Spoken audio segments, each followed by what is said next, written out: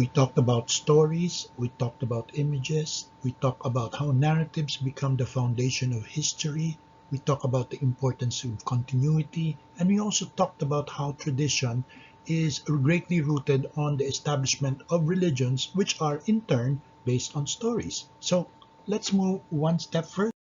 This time we'll talk about language and culture. Whether you're aware of this or not, language is determined by the culture. Language also defines your worldview. Now, what do you exactly mean by worldview? Let me put it in the simplest way possible.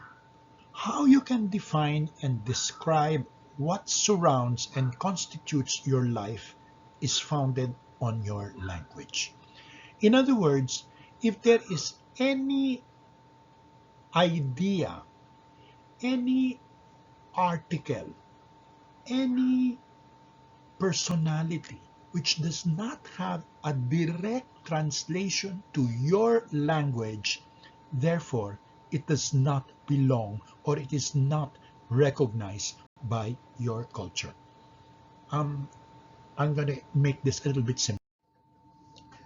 Concepts are born out of worldview. The ideas we have are born out of the way we look at the world. There are certain ideas that are not translatable in another culture. That is why, and that is the reason why, there is no word for certain ideas from one culture to another. You need examples? Okay, fine. All right. Give me an exact Filipino translation of the color gray. Give me an exact Filipino translation of the color gray. No, no, no. Don't call it a bow because that's ash and you're comparing a color to another article. Don't call it gris because gris is Spanish. So, what is the term for gray? Well, lo and behold, there's no Filipino term for gray because in the Filipinos' worldview, the color gray does not exist. Now, what does that mean? Okay, in the traditional Filipino view, there is only black and there is only white, but there is no color which exists in between. It is there, but we do not see it, and the culture does not recognize it. Okay, now let's work on it on the other way around. Can you find a direct English translation to utang na loob? Debt of gratitude. That sounds weird. So what is it? Well, there's none.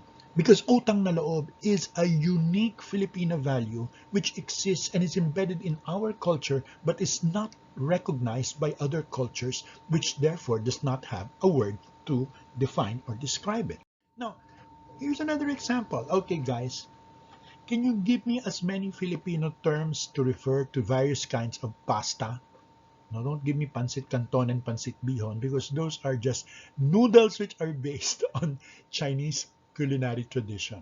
All right, think about it in terms of berries.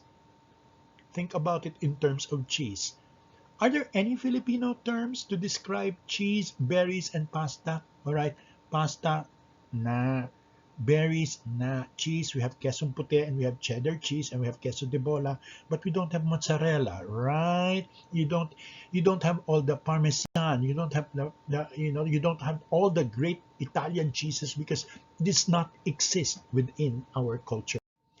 Now, in the same manner that can you find direct English translations for these three rice desserts?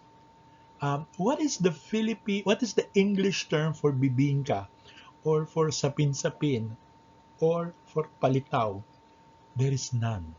Mainly because these rice dishes are unique to our culture and therefore there is no direct English counterpart to particularize these items. Therefore, our images and language constitute our worldview, the way we express ourselves, the manner we conduct ourselves, what we consider as good, what we perceive as beautiful. They're all things, okay, which are part and parcel of something larger, of how we put things together to make sense. That is determined by our culture, and that is how we conceptualize ideas and stories.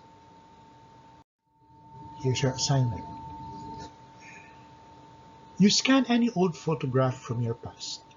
This can be a family picture, a photo of your friends, or you can take a photo of an object from the past that is most important to you in a very, very personal way.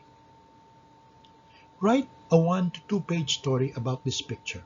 Now, come on, do not explain the history of the article in the picture, but make a story showing the significance or the importance of that object to your life.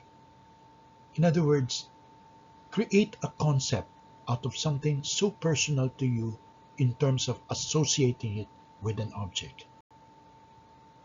This assignment is due next week.